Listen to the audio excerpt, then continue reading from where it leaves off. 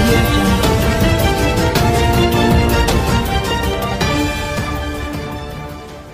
చాలా వేదనతో కూడింది. వేలాది మంది కిడ్నీ వ్యాధి బారిన పడి అసలే ఉద్యోగాలు లేక అసలే ఈ దోపిడీలతోటి బాధపడుతుంటే ఇలాంటి పరిస్థితుల్లో మళ్ళీ కిడ్నీ వ్యాధులు కూడా పడి రోడ్ల మీద పడుతుంటే ప్రభుత్వం చిత్తశుద్ధి లేకుండా ఉంది. ఈ రోజున భావనాపాడు పోర్టుకి 2000 ఎకరాలు కావాలంటున్నారు.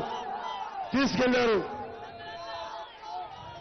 షిప్పింగ్ కార్పొరేషన్ ఆఫ్ ఇండియా 26% వాటా తీసుకోండి, అది మంచిది రాష్ట్రానికంటే దానిని తుంగలో తొక్కి అదానీ గ్రూప్ ఇచ్చిన 0.5 to 6% సరిపోద్ది అని వాళ్ళు స్టార్ట్ చేస్తే దాన్ని ఈరోజు 2.6% పట్టుకొచ్చారు. ఎక్కడ 26% వాటా ద్వారా వచ్చే ప్రాఫిట్ ఎక్కడ, లాభం ఎక్కడ? 2.6 తీసుకున్న ప్రాఫిట్ ఎక్కడ? దీనిని చూస్తే ప్రైవేట్ పీపుల్ తోటి మన మత్స్యకారుల జీవితాలతో ఆడుకొని మన మత్స్యకారుల్ని, మన గ్రామ ప్రజల్ని బయటికి నెట్టి వారికి పునరావాస కార్యక్రమాలు చెప్పకుండా, పునరావాస ప్యాకేజ్ ఇవ్వకుండా వారిని భయభ్రాంతులను చేసి మీరు ఉండండి లేదంటే పోండి అని చెప్పి మత్స్యకారుల్ని భయపెట్టి అక్కడ పోర్టు కడితే అది న్యాయం అని తెలుగుదేశం ప్రభుత్వాన్ని నేను అడుగుతున్నాను. అలాగే దేశంలోనే మన ప్రాంతం ఉప్పు పరిశ్రమని, ఉప్పు తయారీకి పేరుగాంచినది రెండో స్థానంలో ఉన్నది. అలాంటిది మనకు ఉప్పు పరిశ్రమ వస్తే 10,000 మంది పైగా కుటుంబాలు అంటే చూడండి, ఒక కుటుంబాన్ని ముగ్గురు వేసుకుంటే దాదాపు 30,000-40,000 మంది ప్రజలు దానికి ప్రత్యక్షంగా పరోక్షంగా లాభపడతారు.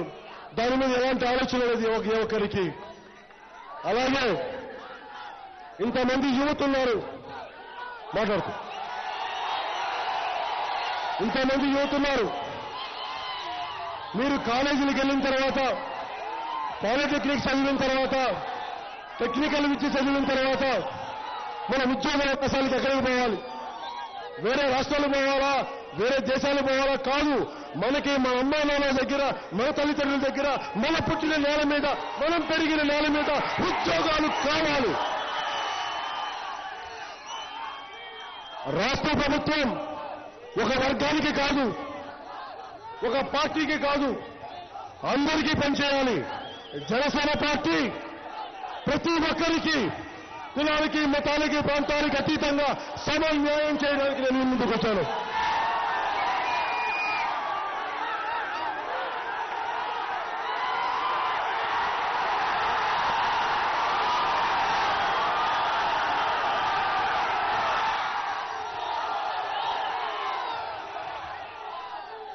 పెన్షన్, మన ఉద్యోగులు అనేక కష్టాలు పడుతుంటే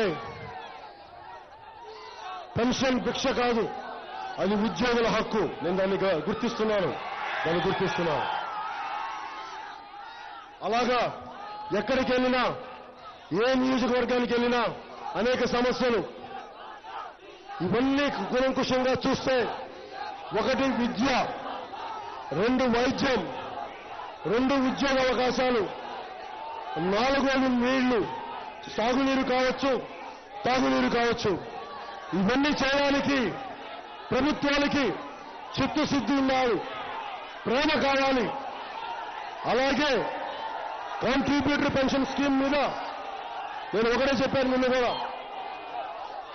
ఒక్కరోజు ఎమ్మెల్యేగా ఉన్నా కానీ, ఒక్క గంట సీఎంగా ఉన్నా కానీ, ఒక్క రోజు ఎంపీగా ఉన్నా కానీ వాళ్ళు రిటైర్ అయితే వాళ్ళకి జీవితకాలం పెన్షన్ వస్తుంది.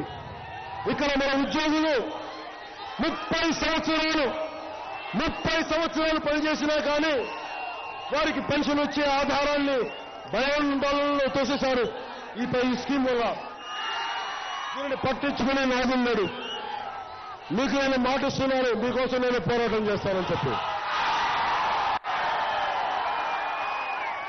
అలాగే